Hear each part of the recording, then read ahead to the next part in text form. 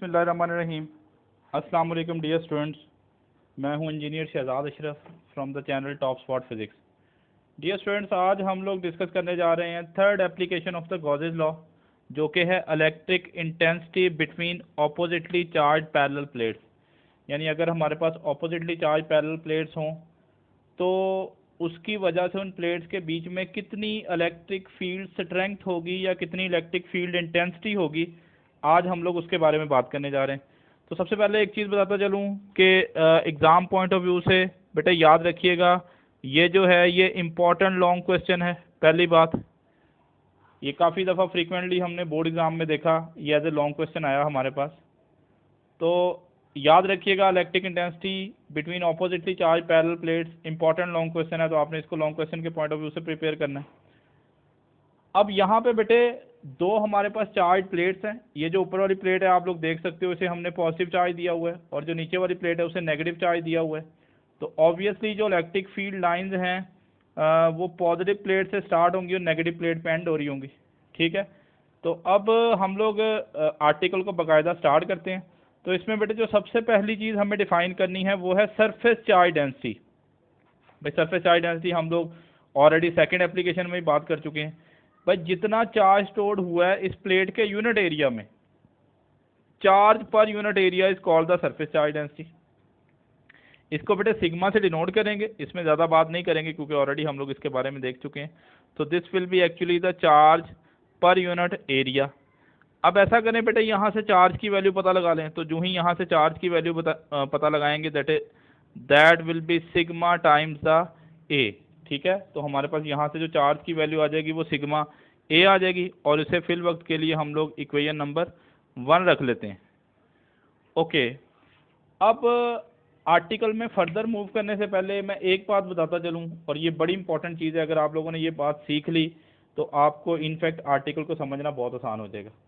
अच्छा, पहली बात याद रखें बेटे, हम लोग इलेक्ट्रिक फील्ड लाइंस के केस में ये पढ़ आए हैं कि electric field lines positive plate से या पॉजिटिव चार्ज से स्टार्ट होती हैं और नेगेटिव पे एंड हो जाती हैं। तो यहाँ पे इंपॉर्टेंट थिंग इज कि याद रखिएगा, जो इलेक्ट्रिक फील्ड लाइन है वो पॉजिटिव प्लेट की इनर सरफेस से शुरू हो रही हैं और नेगेटिव प्लेट की इनर सरफेस पे ख़त्म हो गई हैं।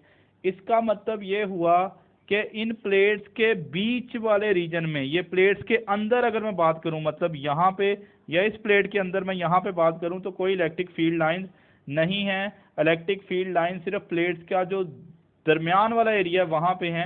तो पॉजिटिव प्लेट की इनर सरफेस से शुरू हो रही है और नेगेटिव प्लेट की इनर सरफेस पे एंड हो रही है। ये वाली बात अगर आप लोगों ने सीख ली तो बहुत आसान हो जाएगा इस आर्टिकल को समझना। बेटे हम लोग जब भी एप्लीकेशन ऑफ गॉसेस लॉ की बात करते हैं तो हमारा जो अगला मरहला होता है वो हमने गॉसियन सरफेस की बात करनी होती है। तो बेटे यहाँ पे हम लोग जो गॉसियन सरफेस अज्यूम कर रहे हैं that is in the form of a box.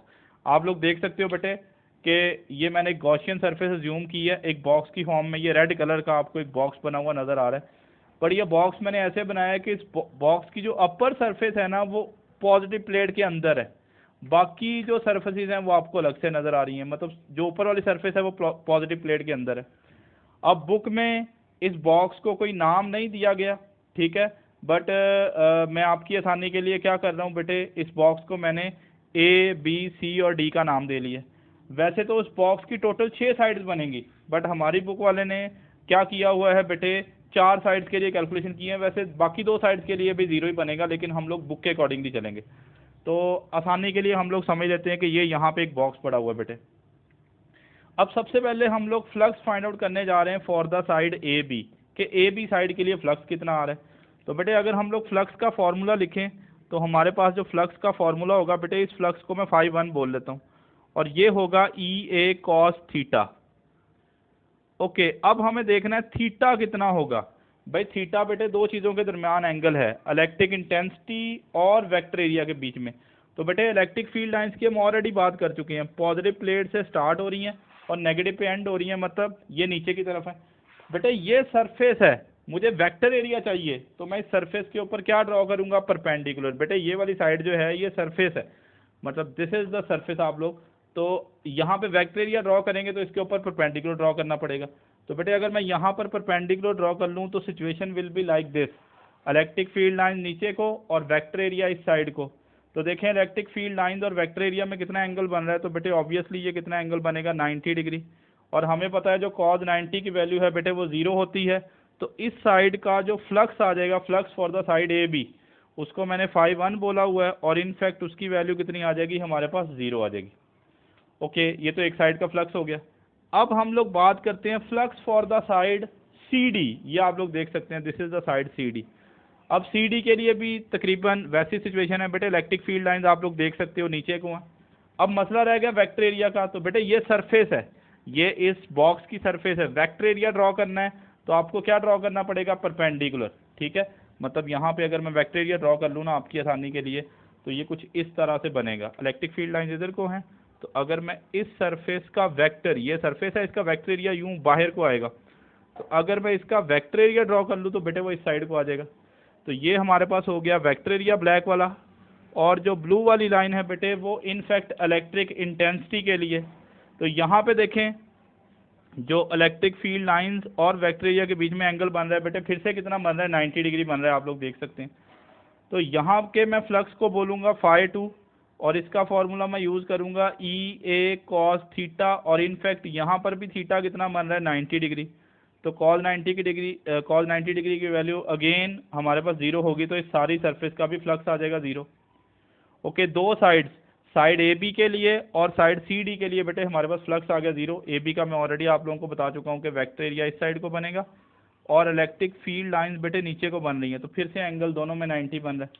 अब हम लोग बात करने जा रहे हैं flux for the side A D, ये जो ऊपर वाली साइड है। तो बेटे यहाँ पे फ्लक्स का फॉर्मूला, इसके फ्लक्स को हम लोग φ3 बोल लेते हैं, और ये हमारे पास होगा EA cos थीटा। अब इंटरेस्टिंग बात, मैंने आर्टिकल के स्टार्ट में आप लोगों को बताया कि ये जो प्लेट है इनके अंदर कोई इलेक्ट्रिक फील्ड लाइंस मौजूद नहीं है, जबकि अगर हम इस बॉक्स की अपर सरफेस की बात करेंगे ना, तो ये ऊपर वाली प्लेट के अंदर आ रही है। तो हम लोग बात कर चुके हैं कि प्लेट के अंदर तो कोई इलेक्ट्रिक फील्ड है ही नहीं, तो लिहाजा प्लेट के अंदर बेटे इलेक्ट्रिक फील्ड नहीं है, तो हमें E की वैल्यू क्या पुट करना पड़ेगी, 0। तो E की जगह 0 पुट कर दें, और बाकी टर्म्स वैसे ही लिखें। तो इनफैक्ट जैसे हम E की जगह 0 पुट करेंगे तो हमारा इस साइड का फ्लक्स भी क्या आ जाएगा, 0 आ जाएगा। तो flux for the side A D भी 0 आ जाएगा। अब एक ही साइड बची है इस बॉक्स की, वो है in fact side B C. Okay, BC side की बात करते हैं बेटे। BC साइड के लिए दोबारा देखें, इलेक्ट्रिक फील्ड लाइंस किधर बन रही है, नीचे को, ये ब्लू वाली लाइंस आपको नजर आ रही हैं। अब मसला रह गया वेक्टर एरिया का। तो बेटे अगर हम इसका वेक्टर एरिया ड्रॉ करें तो मुझे इस सरफेस के ऊपर परपेंडिकुलर ड्रॉ करना है, लाइक दिस। ठीक है, तो इसके ऊपर परपेंडिकुलर ड्रॉ करें तो सिचुएशन कुछ ऐसी होगी, मतलब अगर मैं इसका वेक्टर एरिया बनाऊं तो बेटे वो इस डायरेक्शन में बनेगा। और मज़े की बात ये कि यहाँ पर इलेक्ट्रिक इंटेंसिटी और ये वाला जो वेक्टर एरिया है बेटे, वेक्टर एरिया इस डायरेक्शन में आएगा, ये इलेक्ट्रिक फील्ड लाइन है, दोनों आपस में क्या आ रहे हैं, पैरेलल आ रहे हैं। भाई पैरेलल आ रहे हैं तो इसका मतलब है फ्लक्स फाइंड आउट करने के लिए हम लोग जो एंगल पुट करेंगे वो 0 पुट करेंगे। तो φ4 बोल लेते हैं इस फ्लक्स को, और that will be equal to EA cos theta, और इनफैक्ट थीटा हम यहाँ पे कितना पुट करेंगे, 0। cos 0 की वैल्यू 1 होगी, तो इस साइड का बेटे हमारे पास जो फ्लक्स आ जाएगा वो EA आ जाएगा। लें जी, हमने गॉसियन सरफेस की चारों साइड्स के लिए फ्लक्स फाइंड आउट कर लिया। 3 साइड्स के लिए हमारे पास फ्लक्स की वैल्यू 0 आई, जबकि एक साइड ये जो BC थी इसके लिए फ्लक्स की वैल्यू नॉन जीरो आ रही है और EA आ रही है। अब हम देखते हैं total flux through the Gaussian surface कितना होगा। तो बेटे तमाम फ्लक्स आ चुके हैं, आपको सिंपली करना क्या है, इन फ्लक्स को ऐड कर लेना है। तो φ1 की वैल्यू कितनी आई है, 0। दूसरी साइड का फ्लक्स भी 0 आया था, CD साइड का। तीसरी साइड जिसको हमने AD बोला था, इसका फ्लक्स भी 0 आया था। और चौथी साइड का फ्लक्स आप लोग देख चुके हैं कि कितना है, EA। तो जो total flux through the Gaussian surface आएगा बेटे, उसको φE मैं बोल रहा हूँ, और उसकी वैल्यू हमारे पास कितनी आ रही है, EA आ रही है। और इसको बेटे आप लोग इक्वेशन नंबर 2 रख लें, क्योंकि हम लोग इक्वेशन नंबर 1 ऑलरेडी रख चुके हैं।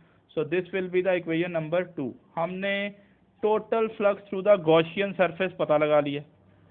अब बेटे फ्लक्स की एक इक्वेशन तो ये आ गई, और फ्लक्स की एक और इक्वेशन हमें पता चलती है कहाँ से, गॉसेस लॉ से।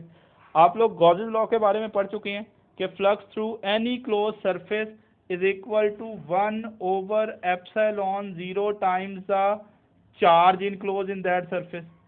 एक ये इक्वेशन आ गई बेटे, इसको बोल रहे हैं इक्वेशन नंबर 3।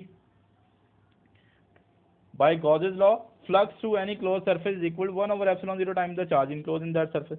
बेटे इक्वेशन नंबर 2 भी फ्लक्स के लिए है, इक्वेशन नंबर 3 भी फ्लक्स के लिए है, मतलब लेफ्ट साइड बराबर हैं तो बेटे राइट साइड बराबर रख सकते हैं। तो अभी मैं कंपैरिजन करने जा रहा हूँ इक्वेशन नंबर 2 और 3 का, 2 और 3 का कंपैरिजन कर लें।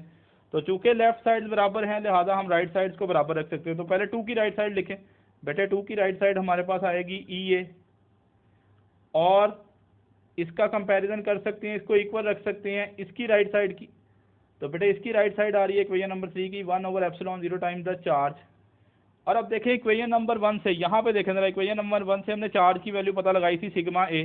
तो ऐसा करें, पुट कर दें वैल्यू ऑफ चार्ज फ्रॉम 1, ठीक है, पुट वैल्यू ऑफ क्यू। आपने इक्वेशन नंबर 1 यहाँ पे देखें क्यू की वैल्यू पता लगाई हुई है, तो वो इसी दिन के लिए हमने पता लगाई थी ताकि हमें ये दिन देखना ना पड़े। तो क्यू की ये वैल्यू आप यहाँ पे पुट करोगे बेटे, तो यहाँ पे आएगा ई ए इज इक्वल टू 1/ε0, और बेटे चार्ज की जगह में क्या पुट कर दोगे, सिग्मा ए पुट कर दोगे। ये एरिया वाली टर्म्स क्या हो जाएंगी, कैंसिल। और फाइनली हमारे पास जो इलेक्ट्रिक इंटेंसिटी का फॉर्मूला आएगा बेटे, दैट विल बी σ/ε0। तो ये हमारे पास electric intensity between oppositely charge parallel plates की इलेक्ट्रिक इंटेंसिटी का बेटे हमारे पास फॉर्मूला आ गया, फाइनल एक्सप्रेशन आ गया। और इंटरेस्टिंग बात बताऊं कि जो infinite sheet of charge I थी उसके डिनोमिनेटर में 2 आया था, मतलब उसकी वैल्यू इससे हाफ थी, और ये वैल्यू पैरेलल प्लेट वाले इलेक्ट्रिक इंटेंसिटी की value infinite sheet of charge की निस्बत डबल है। ये वाली बात भी याद कर लीजिएगा। अब बेटे हम लोग इसे वेक्टर फॉर्म में लिख लेते हैं। भाई आपको पता है जब भी वेक्टर फॉर्म में लिखते हैं तो हमें यूनिट वेक्टर लगाना होता है। तो अगर हम लोग इसको वेक्टर फॉर्म में लिखेंगे तो हम लोग इलेक्ट्रिक इंटेंसिटी के ऊपर एरो लगा लेंगे, मतलब वेक्टर फॉर्म लिखने जा रहे हैं, और σ/ε0 और यूनिट वेक्टर, बेटे वेक्टर फॉर्म में लिखना है तो यूनिट वेक्टर जरूर ऐड करना है। कुछ बच्चे ये बात भूल जाते हैं और इनफैक्ट जब लॉन्ग क्वेश्चन आता है तो 1 नंबर जाता है। यूनिट वेक्टर आपने यानी वेक्टर फॉर्म में जरूर लिखना होगा। और बेटे अगर मैं आपसे पूछूं ये जो आर कैप है ये किसकी डायरेक्शन को शो कर रहा है, तो बेटे ये इलेक्ट्रिक इंटेंसिटी की डायरेक्शन को शो कर रहा है।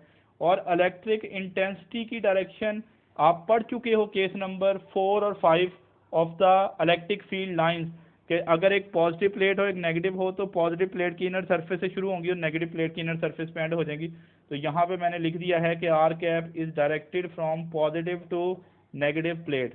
तो यहाँ पर जो यूनिट वेक्टर होगा बेटे इसकी डायरेक्शन पॉजिटिव से नेगेटिव प्लेट की तरफ होगी। तो ये एक बोर्ड पॉइंट ऑफ व्यू से इम्पॉर्टेंट लॉन्ग क्वेश्चन था, आपने इसको लॉन्ग क्वेश्चन के हवाले से प्रिपेयर करना है। So student this is all about the third application of the Gauss's law, electric intensity between oppositely charge parallel plates. और इंशाल्लाह नेक्स्ट वीडियो में हाजिर होंगे। अगर आप मज़ीद ऐसी वीडियोस जो है वो देखना चाह रहे हो तो हमारे चैनल टॉप स्पॉट फिज़िक्स को सब्सक्राइब कर लें और बेल आइकन प्रेस कर लें ताकि आने वाली वीडियोस के हवाले से आपको नोटिफिकेशन मिलता रहे। फिल वक्त के लिए इतना ही, अपना ख्याल रखिएगा, अल्लाह हाफिज़।